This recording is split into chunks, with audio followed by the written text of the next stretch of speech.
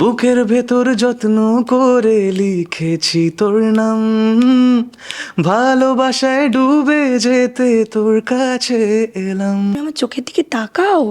ও যে আমার হচ্ছে না, ও যতবার আই কন্ট্যাক্ট আসছে ও কি করছে এরকম বলছে, তুমি চিট লুক কেন দিচ্ছ, তুমি আমার চোখের দিকে তাকাও। বলছে না মা আছে, না আন্টি আছে, আমি কি করে তাকাবো। ও যে একজন মানে বলে না সাউথ পোল নর্থ পোল, এত শান্ত, এত কথা বলে, দুজনের বন্ধুত্বটা হলো কিভাবে? ওটাই তো মেন প্রশ্ন, কিন্তু আমি আমার কাছেও খুব একটা এখন প্রশ্নই থেকে গেছে বিষয়টা কি করে হলো। বলছে এরকম হাত ধরে, এই তুমি আমার সাথে অভিনয় করছো না তো? হ্যাঁ, নেগেটিভটা দেখে আমি তো একটু অবাক হয়ে গেছিলাম যে আচ্ছা এগুলো কি বাড়িতেও আসতে পারে। এটা আমি জিজ্ঞেস করছিলাম। আচ্ছা আমাকে মাঝে মধ্যেই জিজ্ঞেস করতাম যে আচ্ছা তুমি যেটা স্ক্রিনে করছো এগুলো শিখছো না তো? সেটা হচ্ছে বিয়ের পরিকল্পনা কবে? এই বাবা, কঠিন প্রশ্ন, এইটা তুই উত্তর দিবি, আমি নেই। আচ্ছা যখন সম্পর্কে আসলে দুই বাড়ি থেকে মেনে নিয়েছিল কি নাকি? একটু শুনি। থাক, না, শুনি। বল বলো তুমি বলো, এটা পাশন হচ্ছে, বলো এটা তোমার প্রশ্ন। পুজো একা আমার খুব কষ্টের জীবন, আরে কেউ বুঝলো না। ওই দিয়ে দিয়েছো তো পুজো? না, জিজ্ঞেস করছে দিয়েছি, মেরে খাবো মেজো, সেই স্বপ্ন দেখছি যে ঘুম টুম থেকে উঠবো। জীবনে অনেক ফেজ গেছে, যেই ফেজ থেকে আমার বেরোনো খুব মুশকিল হয়ে গেছিলো একটা টাইমে।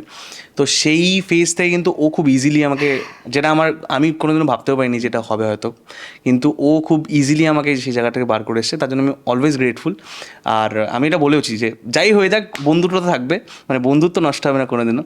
আমাদের চরম ঝগড়া হয়, ভাবতে পারবে না, আমাদের দেখে মনে হচ্ছে আমরা সবাই বলি এই তোরা তো খুব ভালো, তোদের কোনো ঝামেলা হয় না।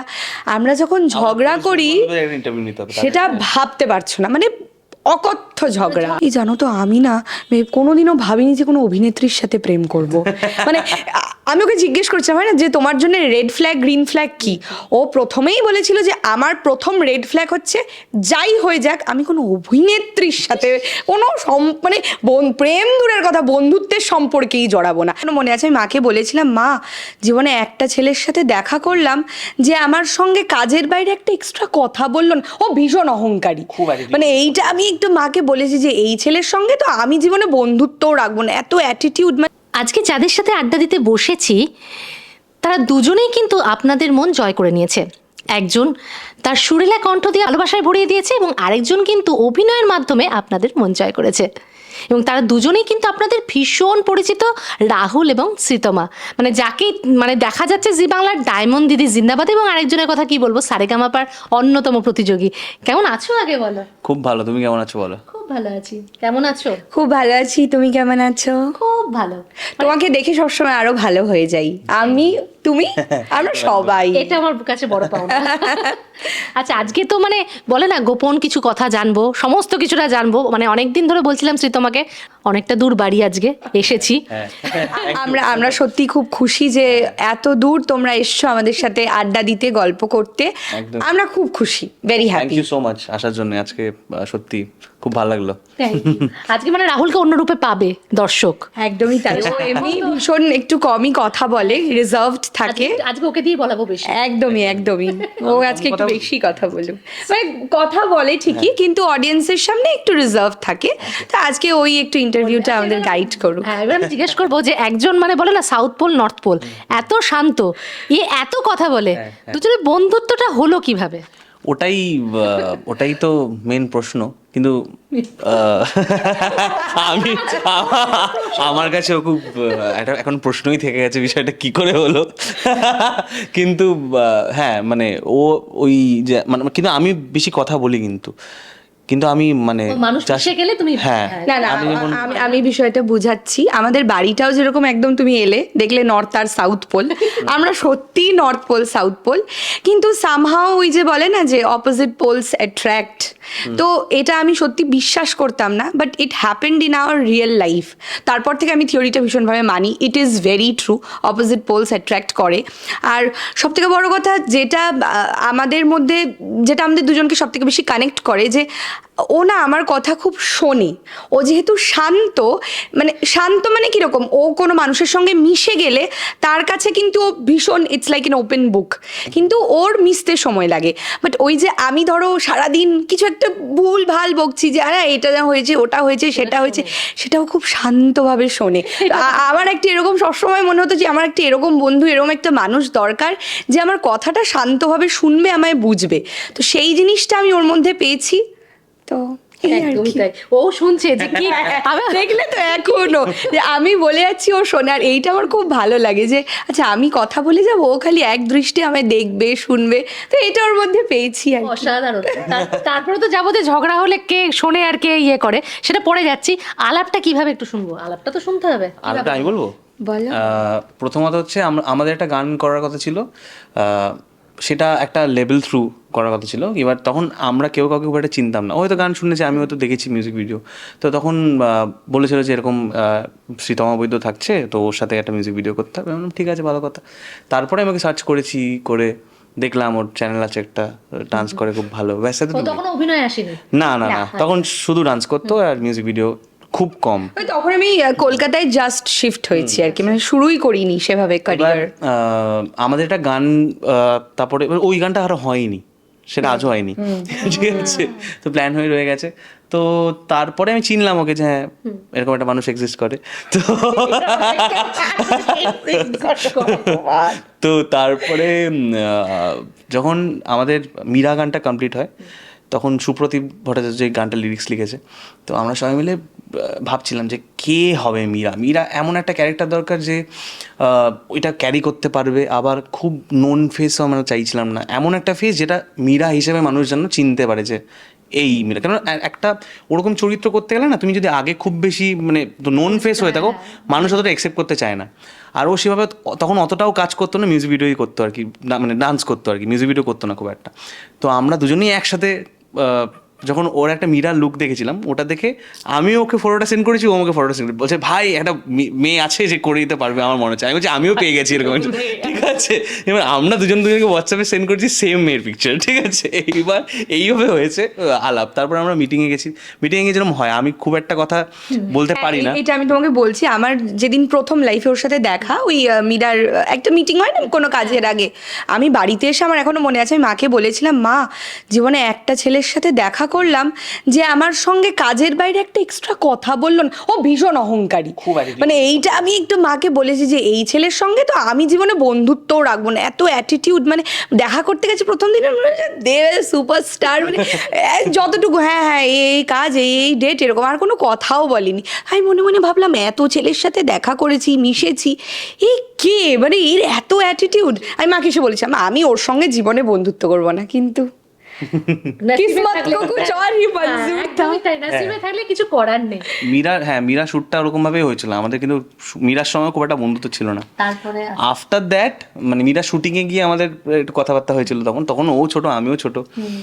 তারপরে আমরা একটা মিউজিক ভিডিও করেছিলাম রাধিকা, তাই না? না তা আমি বলছি, দাঁড়াও তো আমি বলছি, বলছি কে কাকে চুপ করে। হ্যাঁ ও আমি বলছি, বিষয়টা হচ্ছে তারপর মিউজিক ভিডিওটা করলাম, দেন কোইন্সিডেন্সিয়ালি ওই বলে না যে if you are to be connected, ওর ডটস কানেক্ট হয়ে যায়। তো কোইন্সিডেন্সিয়ালি ও আমার কলেজেই ও রাইট এলো, ঠিক আছে। আর সব থেকে বড় কথা হচ্ছে কলেজে কিন্তু আমি ওর থেকে সিনিয়র। হ্যাঁ হ্যাঁ হ্যাঁ রাইট। ঠিক আছে, ও কমার্স ডিপার্টমেন্ট, আমার আর্টস, ভবানীপুর এডুকেশন সোসাইটি। তো কলেজে আমি ওর থেকে সিনিয়র, ও আমার থেকে 1 বছরের জুনিয়র। তো এটা আমরা জানতাম না, কলেজে একদিন এরকম হুট করে আমরা জানতে পারলাম যে we are in same college. তো কলেজ থেকে তারপর কি যে আচ্ছা ঠিক আছে তুমি আজ কলেজে আসবে, আমিও যাব, একটু আমরা বেরোই। এবার আমাদের কমন ফ্রেন্ডস হলো, এবার ওখান থেকে বেসিক্যালি আমাদের বন্ধুত্বটা শুরু হলো। আর আমরা কিরকম বন্ধু ছিলাম যে কোনো একটা ঘটনা ঘটলে না, আমার সবসময় মনে হতো রাহুলকে কখন বলবো। তখন কিন্তু আমাদের মধ্যে এরকম কিছুই ছিল না, we were just simple friends. কিন্তু ওর সঙ্গে না কথা বলে আমার খুব একটা কমফর্ট জোন ফিল হতো, যে এই মানুষটাকে বললে ও শুনবে এবং ও আমাকে খুব ভালোভাবে গাইড করতো বরাবরই, যে এই কাজটা করলে তোমার ভালো হবে, ওটা করলে তোমার খারাপ হবে। তো ওই কমফর্ট হতো। জোনটা, হ্যাঁ, আর সেটাই হতো। এখনো হয়। এক্স্যাক্টলি, মানে এখনো যদি আমার এরকম যে কোনো প্রজেক্ট এলো, আমি ওকেই আগে প্রথমে ফোন করি যে দেখো আমার কাছে 2টো প্রজেক্ট এসছে, কিন্তু আমার সব আমি কিন্তু কিছু করি না ওই রিজন। এবার যেই প্রজেক্টগুলো রিজেক্ট করেছে তারা ফোন করবে আমাকে, সব এর জন্য হয়েছে। না, বাট জোকস পার্ট, ও মানে সামহাও হয় না যে ওর কথাগুলো খুব মিলে যায়, মানে ওর থেকে যেটা আমি মোটামুটি 99% আমি ও যেটা বলেছে যে তুমি এটা করো বা তুই এটা কর, এটা কিন্তু লেগেছে কাজে। তো সেই একটা কমফর্ট জোন তৈরি হতে থাকলো।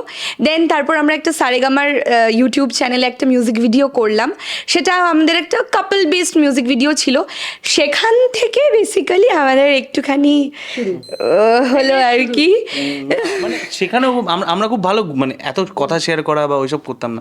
ওই মিউজিক ভিডিওটার পর থেকে মানে ওখানে পুরো সারাটা দিন এমন কেটেছে। আর আমি তো এরকম কাপল মিউজিক ভিডিও তো করিই না, ঘাবড়ে যাচ্ছি পুরো। মানে ভাবতে পারবে না, মানে আমি শুট করছি, আমাদের একটু ডান্স সিকোয়েন্স ছিল, আমি বলছি তুমি আমার চোখের দিকে তাকাও, বলছে আমার হচ্ছে না। ও যতবার আই কন্ট্যাক্ট আসছে ও কি করছে এরকম বলছে তুমি চিট লুক কেন দিচ্ছ, তুমি আমার চোখের দিকে তাকাও, বলছে না মা আছে, না আন্টি আছে, আমি কি করে তাকাবো। আমি মানে ও ভীষণ ভয় পেত, মানে ভীষণ লাজুক, মানে হাত ধরবে সেটাও মানে এরকম ওর হাত ফাত আর কি এরকম কাঁপবে, ও ভীষণ লাজুক খুব ছিল। কমফর্ট ফিল আমার, ওই জন্যই মিউজিক ভিডিওতে দেখবে বেশি লোকেশন আমি শ্যুট করিনি, এই একটা প্রবলেম আছে আমার। তো তারপরে যখন ওই শ্যুটটা হয়ে গেলো, তারপরে আমি ফোন করতাম যে কোনো শ্যুট হলেই এই তুমি কি করবে। হ্যাঁ, ওইখান থেকে একটা কমফর্ট জোন। আর ওই মিউজিক ভিডিওটা যখন আমরা করেছিলাম, আমাদের না অডিয়েন্স খুব ভালোবেসেছিল, মানে জুটিটাকে হয় না, সবাই লিখছিল যে তোমাদের দুজনকে না একসঙ্গে খুব ভালো লাগছে। আর ওই একসঙ্গে ভালো লাগছে বলতে বলতে একটা বন্ধুত্ব, যে তারপর মানে কোথা থেকে যেন একটা বিষয়, মানে এদের জুটির পিছনে আপনাদেরও হাত আছে। একদমই তাই। ইভেন এখনো আমরা ছবি যদি পোস্ট করি বা ভিডিও পোস্ট করি, সবাই বলে দেখলে তো বলেছিলাম এটা ঘটবে একদিন, আমরা ফিউচার দেখতে পাই। তো এটা সত্যি কথা, মানুষ বলতো, কিন্তু তখন আমাদের ছিল না, বাট আস্তে আস্তে বন্ধুত্ব হতে হতে দেন। আচ্ছা, রাহুলকে জিজ্ঞেস করি যে বন্ধুত্ব খুব ভালো বন্ধুত্ব তোমাদের, কিন্তু কখন মনে হলো যে সিতমাকে লাইফ পার্টনার করা যায়? কিছু তো একটা গুণ বা কিছু তো থাকে, বন্ধুত্ব সবাই। আমার একটাই ক্রাইটেরিয়া ছিল লাইফে, সেই বন্ধু, আমার বন্ধুর সার্কেলও খুব কম, আমি সবার সাথে মিশি না, মিশতে পারি না সেটা নয়, আমি কাজের ক্ষেত্রে খুব কথা বলি ঠিক আছে, কিন্তু হ্যাঁ ভীষণ জুজি। মানে আমার ফ্রেন্ড সার্কেলে তুমি যদি কোনোদিন আসো, আমি মিট করাবো, আমার স্কুলের ফ্রেন্ডস কিন্তু ওরা, যে 4-5 জন আছে তারা স্কুলেরই ফ্রেন্ডস। আমি ইন্ডাস্ট্রির বন্ধু বানাই না, আমার ইন্ডাস্ট্রির প্রচুর বন্ধুবান্ধব আছে, তাদের সাথে আমার খুব ভালো ভাইবস আছে, কিন্তু সেই ক্লোজ সার্কেলের মধ্যে আমি সবাইকে রাখিনি। ইন্ডাস্ট্রিরও অনেকজন বন্ধু আছে, তারা ভীষণ ক্লোজ হয়ে গেছে এখন, কিন্তু সবাইকে না। তো আমি খুব মেনটেন করে চলি। আর সামা ওর সাথে আমি যখন যবে থেকে কথা বলতে শুরু করলাম, মানুষটাকে যখন চিনতে শুরু করলাম, কেননা ওকে দেখে অনেক কিছু মনে হতে পারে তোমাকে সামনে থেকে, কিন্তু ওর ভেতরেও কিন্তু একটা, এখনো চাইল্ডিশ হ্যাঁ, ব্যাপারটা আছে, কিন্তু ওর ভেতরেও কিন্তু একটা জিনিস আছে যেটা আমি বলতে চাই, সবাই চাইল্ডিশ ব্যাপারটাই দেখে, কিন্তু ওর মধ্যেও একটা কিন্তু কামনেস আছে, যে ও ধরো আমি কোনো একটা প্রবলেমে ফেসে গেলাম, ও কিন্তু আমি খুব এমন জীবনে অনেক ফেজ গেছে, যেই ফেজ থেকে আমার বেরোনো খুব মুশকিল হয়ে গেছিলো একটা টাইমে। তো সেই ফেজ থেকে কিন্তু ও খুব ইজিলি আমাকে, যেটা আমি কোনোদিনও ভাবতেও পারিনি যেটা হবে হয়তো, কিন্তু ও খুব ইজিলি আমাকে সেই জায়গা থেকে বার করে এসেছে, তার জন্য আমি অলওয়েজ গ্রেটফুল। আর আমি এটা বলেওছি যে যাই হয়ে যাক বন্ধুত্ব তো থাকবে, মানে বন্ধুত্ব নষ্ট হবে না কোনোদিনও, কিন্তু ও আমাকে অনেক ফেজ থেকে বার করে নিয়েছে এবং আমিও ওকে অনেক হেল্প করেছি, কিন্তু আমার যে ফেজটার মধ্যে আমি গেছি, সেই ফেজটার পর থেকে আমি বুঝতে পারলাম যে এই মেয়েটা একটা অন্যরকম। এটি আমার দরকার হ্যাঁ, সবসময়ের জন্য। একদম। আর সিতমা? আমার জেনে গেল রাহুলের মানে কোন দিকটা মনে হলো? এত প্রশংসা শুনিনি তো, সত্যি ঘেমে গেছি। রাহুলের কোন দিকটা বলতে, ওর প্রচুর দিক। আমি ওকে কম্পেয়ার করতে পারি না কারোর সাথে, কারণ প্রচুর, দেখো আমাদের ইন্ডাস্ট্রিতে প্রচুর মানুষের সঙ্গে আলাপ পরিচিতি হয়, কিন্তু ওর সাথে মেশার পর না, মানে যেটা আমার মনে হয়েছে যে এই মানুষটা খুব কনস্ট্যান্ট আমার লাইফে। তো এটা না বোঝানো যায় না, এটা একটা ভিতরকার হয় যে মিশলাম মানুষটা, না এই মানুষটা থাকবে, ছেড়ে যাবেন। আমরা প্রচুর ঝগড়া করি, যেটা তুমি হয়তো পরে আসবে, আমি নিজেই বলে দিচ্ছি, মানে আমাদের চরম ঝগড়া হয়, ভাবতে পারবে না। আমাদের দেখে মনে হচ্ছে আমরা সবাই বলে এই তোরা তো খুব ভালো, তোদের কোনো ঝামেলা হয় না। আমরা যখন ঝগড়া করি সেটা ভাবতে পারছো না, মানে অকথ্য ঝগড়া। ঝগড়াটা মানে কে করে বেশি? ঝগড়াটা যে কোনো কারণে, খুব ছোট কারণে হয়ে যেতে পারে। হ্যাঁ, মানে দুজনেই অ্যাকচুয়ালি হ্যাঁ ভীষণ। ও ভীষণ ছোট ছোট ব্যাপার মাইন্ড করে, আমি খুব একটা মাইন্ড করি না, কিন্তু আমার যদি কোনো জিনিস খারাপ লেগে যায় না, আমি খুব একটা চট করে আবার সেটা আউট করতে পারি না।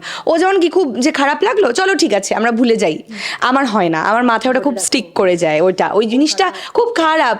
এবার কিন্তু এটা নিয়ে আমরা মানে আমাদের অশান্তিটা তুমুল অশান্তি, তুমুল মানে থামে কি করে? বিশাল আমি অশান্তি। সেখানে ও সত্যি তাই, এটা সেখানে আমি যখন যেটা বলার, বেশি থাকে। যখন যেটা বলার হয় সেটা বলে দিই, তারপরে আমি ঠিক আছে, তো ফ্যামিলি নেভার লিভস। হ্যাঁ ওটাই আমরা সবসময় এটাই মনে করি যে আজকে তো মা বাবার সাথেও থাকছি, মা বাবার সাথে অশান্তি হচ্ছে, কাজের ক্ষেত্রেও অশান্তি হচ্ছে, আমরা কি কাজটা ছেড়ে দিচ্ছি? একদমই তাই। তো সেরকম মানে কোনো মানুষের সঙ্গে যদি মনে হয় যে থাকবো, সেটা তো আমরা 100% দেবো যতটা সম্ভব, গিভ আপ তো করবো না। আর আমি না ও না, আমরা কেউই গিভ আপে বিশ্বাস করি না। কাজের ক্ষেত্রেও প্রচুর আপ ডাউনস আসে, অনেক জিনিস কথা হয়েও হয় না, অনেক জিনিস হয়ে যায়, হয়তো ভালো একটা অপরচুনিটি লস হয়ে যায়, তাই বলে কাজ তো অফ করছি না। তো সেরকমভাবেই আমরা সম্পর্কগুলোকে ওভাবেই ট্রিট করি দুজনেই, যে সেই জিনিসটা স্টিক করতে হবে। আচ্ছা, যখন সম্পর্কে আসলে দুই বাড়ি থেকে মেনে নিয়েছিল কি নাকি? একটু শুনি থাক,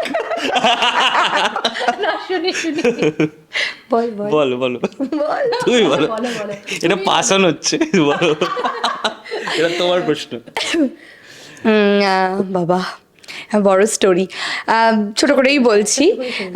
আমার বাড়ি থেকে খুব একটা চাপ ছিল না, আমার মা বরাবরই খুব ফ্রেন্ডলি, মানে আমার মায়ের এরকম ব্যাপার যে মেয়ে যেখানে ভালো থাকবে আমি সেখানে খুশি।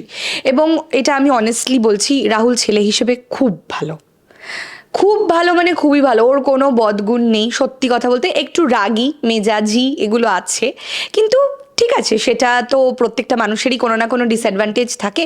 তো সেই জায়গা থেকে আমার মায়ের খুব একটা কোনোদিনও অসুবিধে ছিল না।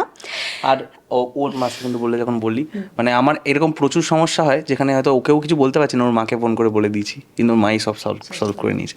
তো আন্টি খুব মানে আমাদের বন্ধুর মতো মেশে। মানে আমাদের সম্পর্কে, মানে আমাদের সম্পর্কটা হওয়ার পিছনে আমার মায়েরও বিশাল বড় হাত আছে। আমার মা is like my best friend. আমি ইন্ডাস্ট্রিতে প্রায় 2-2.5 বছর হয়ে গেল, কিন্তু আমার সেভাবে কোনোদিনও বন্ধুর প্রয়োজন হয়নি, কারণ আমার সব কিছুই আমার মা। তো ওই জন্যে সেই সম্পর্কটাও হয়েছে, আমি মাকেই বলেছি, মা খুব একটা ওরকম কোনো প্রবলেম ছিল না, সাপোর্টিভ ছিল। ওর বাড়ির লোকেরা বলতে আন্টি খুবই ভালো, আন্টিও ভীষণ ফ্রেন্ডলি, কিন্তু আন্টির একটু সময় লেগেছে বিষয়টা অ্যাডজাস্ট করতে, কারণ আন্টি রাহুলকে খুব ভালোবাসে। আর রাহুল আর কি ওদের হ্যাঁ না ওর দিদি আছে, ও জানতো না? না আন্টি জানতো না। প্রথমে অ্যাকচুয়ালি দিদির সাথে আমরা একটু মিলমিশ করে বিষয়টাকে একটু কনভিনিয়েন্ট, হ্যাঁ একদম শুরুর থেকে ওর যেমন মা, আমার ক্ষেত্রে দিদিভাই, এখন মাও। আর সবারই তো একটা ব্যাপার আছে, ফেজ, তো এই ফেজে অনেক কিছু প্রবলেম হয়ে যায়, অনেক কিছু। তো হ্যাঁ ঠিক আছে, এখন দুই বাড়ি যখন থেকেই পেছনে তাকাই ফিরে, তখন মনে হয় যে বেকার, ঠিক হ্যাঁ। ছিল। আর কি বলতো, আমি মনে করি যে প্রত্যেকটা সম্পর্কেই, সেটা বন্ধুত্ব হোক বা রিলেশন হোক বা হোয়াট এভার, স্ট্রাগল না করলে না সেই বিষয়টার মজা পাওয়া যায় না। আজকে স্ট্রাগল করেছি বলে ওই ফেসটা আমরা ভাবি যে এখন মানুষজন আমাদেরকে এত ভালোবাসছে। হ্যাঁ এখন মনে খুশি। একদমই তাই, যে ঠিক আছে সেই স্ট্রাগলটা করেছি, it is bringing colours, that is important. এখন কি ফেভারিট হয়ে গেছে তাই তো ছেলের থেকে? আন্টিকে জিজ্ঞেস না ওটা আন্টিকে জিজ্ঞেস করতে হবে, বোনে তো হয় আন্টি তোর থেকে বেশি ভালোবাসে আমাকে। না জোকস অ্যাপার্ট, আন্টি রাহুলকে খুব ভালোবাসে, তবে আমাকেও একদম তোমার মানে কথার ইয়েতেই একদম ভুলে যাবে, খুব হাসি খুশি। মানে শুরু থেকে খুব ভালোবাসতো। আর সবচেয়ে বড় কথা, অনেক অনেক আমি মানে এমনি প্রশংসা করার জন্য বলছি না, আমি অনেক লোকজনের সাথে কাজ করেছি, কিন্তু ও যেভাবে কাজ করে তুমি দেখেছো হয়তো, ওটা সবাই করে না, যে সেই এফোর্টটা সবার ক্ষেত্রে দেয় না। সেটা মা দেখেছে, আমার সাথে যখন মিউজিক ভিডিও করতো, আমার বন্ধু ছিলাম, তো দেখেছে খুব, ওর ডান্সের তো প্রশংসা সবাই করে, আমার মাও ফ্যান ওর। আচ্ছা, অভিনয় তোমার সঙ্গে আলাপ হওয়ার পর তো মানে হ্যাঁ, তখন হ্যাঁ, রাহুলের দিক থেকে কতটা ছিল? এটাও আমি বলবো, রাহুল আমার জীবনে খুব লাকি, কারণ আমার ফার্স্ট প্রজেক্ট আসে যখন রাহুলের সঙ্গে আমার মানে তখন আমাদের রিলেশনও হয়নি বেসিক্যালি, মানে আমরা একটা খুব ভালো বন্ধুত্ব শেয়ার করছি, তখন প্রথম আমার মিলি আসে। তো সেই জায়গা থেকে ও বরাবরই খুব সাপোর্টিভ আমার কাজের প্রতি। আর ও শুধু ও নয়, আন্টি দুজনেই, মানে ওরাও ভীষণ ভালোবাসে যে মানুষ কাজ করুক। এবং আমারও মনে হয় যে পার্টনার্সকে যদি মানে একে অপরকে যদি সাপোর্ট না করি তাহলে কিন্তু সে ফ্রি মাইন্ডে কাজ করতে পারবে না। এবং আমাদের ইন্ডাস্ট্রির জায়গাটাই এরকম যে আমাদের মেন্টাল পিসটা খুব বেশি প্রয়োজন। কারণ সব সময় কাজের মধ্যে আজকে ও ব্যস্ত থাকে শো নিয়ে, আমি আমার কাজ নিয়ে ব্যস্ত থাকি, তো সেখানে যদি ওই মেন্টাল বন্ডিংটা না থাকে না, খুব অসুবিধে হয়। তো সেই জায়গা থেকে আমি বরাবরই মানে কাজের দিক থেকে আমি খুব সাপোর্ট পেয়েছি যে এই কাজটা করো, এটা ভালো, ওটা মানে পেয়েছি। তো সেদিক থেকে আমার কোনো কমপ্লেইন্টস নেই। কেমন লাগে? দারুণ। ও যেটা করে সেটা আমি প্রথমে হ্যাঁ নেগেটিভটা দেখে আমি তো একটু অবাক হয়ে গেছিলাম যে আচ্ছা এগুলো কি বাড়িতেও আসতে পারে। এটা আমি জিজ্ঞেস করছিলাম। আচ্ছা আমাকে মাঝে মধ্যেই জিজ্ঞেস করতাম যে আচ্ছা তুমি যেটা স্ক্রিনে করছো এগুলো শিখছো না তো? আমি এটা একটা কথা বলছি, এটা একটা খুব হাসির কথা। সেটা হচ্ছে ও যখন প্রথম মানে আমাদের একটা বন্ধুত্ব বা সম্পর্ক হোয়াট এভার হয়, তখন আমাকে প্রথম বলেছিল এই জানো তো আমি না কোনোদিনও ভাবিনি যে কোনো অভিনেত্রীর সাথে প্রেম করব। মানে আমি ওকে জিজ্ঞেস করছিলাম হয় না যে তোমার জন্য রেড ফ্ল্যাগ গ্রিন ফ্ল্যাগ কি। ও প্রথমেই বলেছিল যে আমার প্রথম রেড ফ্ল্যাগ হচ্ছে যাই হয়ে যাক আমি কোনো অভিনেত্রীর সাথে কোনো মানে প্রেম দূরের কথা বন্ধুত্বের সম্পর্কেই জড়াবো না। মানে ওর ইন্ডাস্ট্রিতে বন্ধু হচ্ছে ঋষভ মানে আমাদের নিমফুলের মধুর ঋষভ আর কি, আরও আছে সোম। তো ওর মানে এমনি যে ফিমেল বান্ধবী সবই এই গানের দিক থেকে, মানে ও ইন্ডাস্ট্রিতে বন্ধু বানাতে খুব ভয় পায়। তো বল বাবা আমি যেটাতে ভেবেছিলাম যে যেখানে বাঘের ভয় সেখানেই সন্ধে হয়, ওইটাই হয়ে গেছে। আর ওরা আমাকে প্রত্যেকদিন, এখন তো তাও ধরো অভ্যেস হয়ে গেছে, নতুন নতুন এই তুমি যেগুলো স্ক্রিনে করছো এগুলো তুমি শিখে আসছো না তো, এগুলো তুমি শেষ। আর তারপরে কি বলছে এরকম হাত ধরে, এই তুমি আমার সাথে অভিনয় করছো না তো, তুমি আবার কালকে সকাল হলে বলবে না তো, এই আমি তো কালকে ওটা একটা অ্যাক্ট করছিলাম, একটা অভিনয় করছিলাম। মানে আতঙ্কে থাকতো বেচারা। এটা বিশাল। কে বেশি রোমান্টিক? আমি আমি না, ও হচ্ছে ওর মানে ও হচ্ছে লজ্জা নেই কোনো, কিন্তু আমি একটু আবার আমার ভালোবাসা দেখানোর বিষয়টা আমার অন্যরকম। একটা গান লিখে দিলাম, হ্যাঁ ওর বিষয়টা হচ্ছে সাউথ সিটির সামনে দাঁড়িয়ে প্রপোজ করে দেবে। ঠিক আছে। আর আমার না এটা সবসময় ইচ্ছে ছিল যে আমি নিজে খুব ফিল্মি, তো আমার যে হোয়াট এভার বয়ফ্রেন্ড হোক বর হোক যাই হোক লাইফ পার্টনার তাকেও একটু না ফিল্মি। ও তো ভীষণই একদমই ফিল্মি ছিল না। আর সব থেকে বড় কথা ও ফিল্ম দেখতো না, ও 90s গান শুনতো না। আর আমি না সবসময় মেরে খাবো মেজো সেই স্বপ্ন দেখছি যে ঘুম টুম থেকে উঠবো, হ্যাঁ আমার মনের মানুষটা বেশ গোড়া টোড়ায় বাজিগার এরকম নিয়ে আসবে, আমি এরকম একটা স্বপ্ন দেখতাম। তো ওকে বেচারা ও একদমই ফিল্মি ছিল না, কিন্তু এখন অনেক ইমপ্রুভ করেছে আমার পাল্লায় পড়ে। আমার শাহরুখ খান নাকি শাহরুখ খান করে দেখা না থাক। লজ্জা পাচ্ছে। আচ্ছা এবার আসি তোমাদের কাজের ক্ষেত্রে, মানে অনেকদিনের মানে জুটি হিসেবে তোমাদের সামনে অ্যালবাম আসছে তাই তো পুজোয়? তোমার গান লেখা বাদে বলতে পারো প্রথমই মানে আরেকটা যেটা করেছি সেটা মানে ঠাকুরের গান ছিল, জুটি ছিল। তুই এলে করেছিলাম কোনটা? ও আচ্ছা আচ্ছা ওটাও করেছিলাম। হ্যাঁ এইটা বলতে পারো আবার অনেক দিন জুটি হিসেবে মানে দুর্গাপুজো বেশ একটা পুজো প্রেম এরকম খুব একটা করিনি আমরা, আমি নিজেও করিনি। আর এটা একটা অন্য রকমের একটা গান বানিয়েছি, যারা দেখবে তারা তো অবশ্যই শুনবে। অফ স্ক্রিন প্রেম আর অন স্ক্রিন জুটিকে দেখতে পাবে প্রেমিক প্রেমিকা হিসেবে। হ্যাঁ এবার মানে কনসেপ্টটাও খুব ডিফারেন্ট আর আমাদের সাথে যাচ্ছে এবার কনসেপ্ট। মানে আমরা কি বলবো না থাক মানে একটু জানিয়ে রাখি যে আমরা কেউ দুর্গাপূজায় থাকছি না, তো একটা কাপল যারা দুর্গাপূজায় থাকছে না তারা কিভাবে সেলিব্রেট না তুই বললি না, দাঁড়া আমি ভালো করে বুঝিয়ে বলছি। সেইটা চলে এখন পুরোটাই বলে দেবে, চলো না পুরো বলছি না, দাঁড়া ও আসলে ভয় পাচ্ছে আমি এত কথা বলি তো ভাবছি পুরো স্টোরিটাই না এখানে বলে দিই। না জাস্ট জিসটা বলে রাখছি। বেসিক্যালি ও তো ওর বাইরের শো আছে দুর্গাপুজোয়, আমাদের দেখাও হবে না। ও থাকবে না? না থাকবে না, ওর তো পঞ্চমীতেই বেরিয়ে আছে, দিল্লি পুনে দিল্লি ব্যাঙ্গালোর। পুজো একা আমার খুব কষ্টের জীবন, কেউ বুঝলো না। দিয়েছো তো পুজো? জিজ্ঞেস করছে দিয়েছি, এটা খবরদার না চলে যাওয়ার আগে দিয়েছো। শুধু নিলে হবে? আমি দিইনি, তবে সবে স্যারের জন্মদিন গেছে, তো আমি ভীষণ সুন্দর সুন্দর গিফটস দিয়েছি। এটাও আমি দিয়েছি, এই গণেশ ঠাকুরটা, বিকজ আমি খুব মানি গণেশ ঠাকুরকে এবং খুব শুভ, তো সেই জন্য ওর গলায় সবসময় থাকুক, শো করতে যায় বাইরে বাইরে, as a good luck, as a good charm, Bappa is with you. একদম। হ্যাঁ, তো আমরা কাজে ফিরি। এবার বিষয়টা হচ্ছে, আমাদের গল্পটা হচ্ছে, যেহেতু ও থাকছে না, ও বাইরে যাচ্ছে শোতে, এবং আমারও বাড়ি যেহেতু হোম টাউন ঝাড়খণ্ডে, তুমি জানো, তো সেই দিক থেকে আমার বাবার রিটায়ারমেন্ট পরের বছর, তো এটা আমার লাস্ট পুজো হোম টাউনে। তো আমরা এখানে ষষ্ঠী অবধি তো কাজই থাকবে, শ্যুট থাকবে, টুকটাক ফিতে কাটা আছে, তারপর সপ্তমী, অষ্টমী, নবমী, দশমী আমি ওখানে থাকবো। তো যেহেতু আমাদের পুজোতে দেখা হবে না, সেই কনসেপ্টটা নিয়েই আমাদের একটা যে চলো আমরা কিভাবে, যদি দুটো মানুষ এক জায়গায় দুর্গাপূজা না কাটাতে পারে, তাহলে সেটা ভার্চুয়ালি হোক বা তার আগে কিভাবে যে একদিন পুজোটা কিভাবে কাটিয়ে নিতে পারে, বাহ, এটা হচ্ছে আমাদের। মানে 60% বলে দিয়েছে। এবার রাহুল তো একদম ভীষণ কমফোর্ট ভাবে কাজটা করেছো নিশ্চয়ই। হ্যাঁ হ্যাঁ, এবার কোনো সমস্যা কিন্তু ও তাও খুব ভীষণ লজ্জা পায়। না, না, না, এবার- না গো, লজ্জা পায়। এই আমি মিথ্যা বলছি, এটা মিথ্যা। আমরা কুমোরটুলিতে শুট করছি, এটা মিথ্যা কথা। দাদা দিদি সবাই জিজ্ঞেস করছে, দাঁড়াও না, এখন শটটা দিতে পারবো না, একটু দাঁড়াও, ওরা চলে যাক। সে কি আছে, তুমি দাও না। তবে হ্যাঁ, অনেক আগে থেকে, আগে তো চোখের দিকে তাকাতোই না, ইমপ্রুভ করেছি, সেটা তো বলছি, কিন্তু লজ্জা পাসনি কি? না, খুব একটা না। খুব একটা। স্ক্রিনে, আচ্ছা তোমরাই বলবে।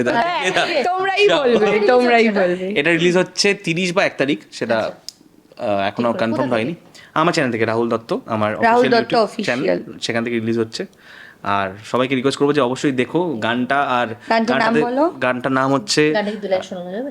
হ্যাঁ, একদম একদম, আগে নামটা বলো ভালো করে। তোর কাছে এলাম, গানটার নাম। আর আচ্ছা, হুক লাইনটা এরম ভাবে যায়, বুকের ভেতর যত্ন করে লিখেছি তোর নাম, ভালোবাসায় ডুবে যেতে তোর কাছে এলাম। এটাই। বাহ, সুন্দর, খুব মিষ্টি একটা প্রেমের গান। আমি বলবো যে যারা কাপলস, তারা ভীষণভাবে রিলেট করতে পারবে, কারণ কুমোরটুলি এবং সমস্ত জায়গায় প্যান্ডেল হপিং, মানে কলকাতায় দুর্গাপুজোতে যেই জায়গাগুলোয় না গেলে বোধহয় দুর্গাপুজোটা অসম্পূর্ণ থেকে যায়, তো সেই সমস্ত জিনিসগুলো আমরা কভার করতে চেষ্টা করেছি। মিষ্টি একটা স্টোরি লাইন, লিরিক্সগুলো তোমরা শুনবে যখন বুঝতে পারবে, হ্যাঁ, relate ভীষণ করতে পারবে। রিলেট করতে পারবে, কানেক্ট করতে পারবে, এবং মিষ্টি দুটো মানুষ কাজ করেছে। গানের মধ্যে মিষ্টি লাইনসটা। নিজের প্রমোশন করে দিলাম। তো প্লিজ তোমরা মিউজিক ভিডিওটা দেখো, আর নিজেদের লাভড ওয়ান্স এর সঙ্গে শেয়ার করো, পুজো আরো ভালো কাটবে। এবং সব থেকে বড় কথা হচ্ছে, এখন যে পরিস্থিতি, সেই ক্ষেত্রে আমরা কেউই অনেক দিন কাজ থেকে মানে কাজ করছিলাম, দেখেছো হয়তো, যারা আমাকে ফলো করে তারা অবশ্যই দেখেছে, আমার ইউটিউব থেকে অনেক দিন কোনো গান আসেনি, কোনো খুব একটা গান গাওয়ার মেন্টালিটিতেও ছিলাম না। ও তাই। কাজ করে অন্য জায়গায়, তাই জন্য কাজে যেতে হতো, কিন্তু ওরও পার্সোনাল চ্যানেল থেকে সেরকম কিছু আসছে না। তো আমরা তাই জন্য ভাবলাম যে বানাই, যেটা এটা অ্যাকচুয়ালি আমার আগের বছরের গান। হ্যাঁ, আমরা এই গানটা আমরা আগের বছরই প্ল্যান করেছিলাম, কিন্তু সামহাও গত বছর তখন মিলির সময় চাপ ছিল, আমরা ডেট ব্যালেন্স করতে পারিনি, বাট এবছর করেছি। এবং সব থেকে বড় কথা হচ্ছে, এই সিচুয়েশনে আমরা তো শিল্পী, আমরা আর্টিস্ট, আমরা চেষ্টা করব আমাদের দিক থেকে যাতে যতটা মনোরঞ্জন করা যায়, এটাই তো আমাদের কাজ। এবং সেটা যদি তোমরা প্রত্যেকেই কাজ করতেই হবে। আশা করছি সিচুয়েশন একদিন না একদিন নিশ্চয়ই ঠিক হবে, ভালো হবে। আমি নিজেও চাই এবং আমরা প্রত্যেকে চাই যে সিচুয়েশন ঠিক হোক, জাস্টিস আসুক, কিন্তু কাজ তো থামলে চলবে না। তো তোমাদের সকলের জন্য যাতে মনটা একটু ভালো হয়ে যায় আমাদের গানটা শুনে এবং আমাদের ভিডিওটা দেখে, তো অবশ্যই দেখো, শেয়ার করো, প্রচুর ভালোবাসা দিও, আমাদের কাজ করা সার্থক হবে। লাস্ট শেষ করবো, সেটা হচ্ছে বিয়ের পরিকল্পনা কবে? এই বাবা, কঠিন প্রশ্ন, এইটা তুই উত্তর দিবি, আমি নেই। শুনি, প্রেম করলে চলবে না তো? না, সেটা তো বটেই, সেটা আমারও প্রশ্ন এটাই। এটা বলো, শুধু এটা শুধু প্রশ্নটাও তাই। শুধু না মানে প্রশ্ন এটা হচ্ছে আমার স্টেটমেন্ট, যে শুধু প্রেম ভালোবাসা করে কিছু হয় না, ফিউচার ভাবতে হয়। সেটা তো আমি ওই বিশ্বাসী, ওটাতেই প্ল্যান আছে? প্ল্যান তো আছে, কিন্তু এই মুহূর্তে আমরা অনেক বয়স কম, এখন প্রচুর কাজ করতে হবে। 5-10 বছর তো দেখতে পাচ্ছি না কিছু। ঠিক আছে, একদম। আন্টিকে আমি জিজ্ঞেস করবো। না, এটা আমার যখন 30 হবে, আর তোর তখন কত হবে? 35। পরে 30? না। ওই 32-33 হবে। না, তবে এখন কিছু প্ল্যানিং নেই। যদি তোমরা ভালোবাসো, যদি আমরা একে অপরকে ভালোবেসে যেতে পারি এভাবে, তাহলে নিশ্চয়ই ভালো হবে, ভালো কিছু হবে। এবং আমাদেরও ইচ্ছে আছে, মানে আমিও ওরকম ভালোবাসায় বিশ্বাসী নই, ও নয়। আমরা সম্পর্কটাকে এগিয়ে নেওয়ার জন্যই এসছি। রান্না জানে? শিখছে। শিখছি সত্যি কথা। কারণ আমি জানি, কিন্তু আমি ভীষণ মুডি, মানে কোনোদিনও মনে হলো। কিন্তু রান্না ভালো করে। হ্যাঁ। আমি একবার মাটন খাইছিলাম একবার। আমি খুব ভালো রান্না করি, মানে আমার পরিমাপ সেন্সটা খুব ভালো, যে নুন চিনি এগুলো খুব ভালো জানি, কিন্তু আমার ইচ্ছেটা খুব এটা করে না। মানে আমি কিরকম বলো তো, মানে কাজ থাকলেও কাজ, যেদিনকে কাজ নেই সেদিনকে আমার ভীষণ ল্যাদ, মানে সেদিনকে আমার আর চাপ থাকে না, ওই শরীর একটা দিন দেয় না। ছুটি পেলে এক্স্যাক্টলি। লং ডিস্টেন্স আমরা বলি, এই প্রান্ত আর ওই প্রান্ত। তোমার কেমন লাগলো বলে, এই যে আমাদের যে লং ডিস্টেন্স, এখন তুমি তো- আজকে এখন তো বুঝতে পারলে? প্রচুর কাজকর্ম করতে হয়। এখন একটু মানে বয়স বেড়ে গেছে, একটু দায়িত্ব বেড়ে গেছে ওরও আমারও। কিন্তু শুরুতে আমি প্রচুর ট্রাভেল করেছি। সত্যি তাই, মানে এটা আমাদের বিষয় যেই শোনে, কি বারাসাত কুদঘাট কিভাবে দেখা করিস, হলো কিভাবে, মানে প্রত্যেকটা মানুষের রিয়াকশন এরকম থাকে। বাট আমার মনে হয় যে যদি ইফ ইউ হ্যাভ ভালোবাসা for that person, then distance is just a matter. যাক, শেষ করবো, এরকমই দুষ্টু মিষ্টি সম্পর্ক থাক এবং সম্পর্কের পরিণতি পাক, সেটাই চাইবো। Touch এবং wood. একদম, আর তোমার গান খুব শীঘ্রই আসতে চলেছে তোমার ইউটিউব চ্যানেলে। নামটা আরেকবার বলে দাও। শেষে দর্শক কি বলবে বলো? তোর কাছে এলাম জলদি আসছে আমার ইউটিউব চ্যানেল থেকে, অবশ্যই শুনবেন এবং শুনো। আমি তুমি বলি সবাইকে তো। রাহুল দত্তা অফিসিয়াল থেকে অবশ্যই আমাদের শোনো। আর- রাহুলের গান, আমাদের মিউজিক ভিডিও তোর কাছে এলাম আসছে। প্লিজ তোমরা সবাই শুনো, শেয়ার করো, ভালোবাসা দিও এবং জানিও কেমন লাগছে। তাতে তোমাদের যদি ভালো লাগে, আমরা পরবর্তীকালে এরকম হ্যাঁ, আরো কাজ উপহার আরো দিতে music পারবো। video আমরা করতে পারি। আর অবশ্যই রিলস বানিও, ট্যাগ হ্যাঁ, করো। একদম, ব্যাস। একদম, একদম। আর সব সাবস্ক্রাইব করো। আর টলি ফ্যাক্টস প্লিজ দেখো তোমরা, আর চ্যানেলটি অবশ্যই সাবস্ক্রাইব করো। আমাদের এরকম ভালো মিষ্টি ইন্টারভিউ আরো দেখতে হলে সাবস্ক্রাইব করতেই হবে। Thank you. Thank you. Tata. By.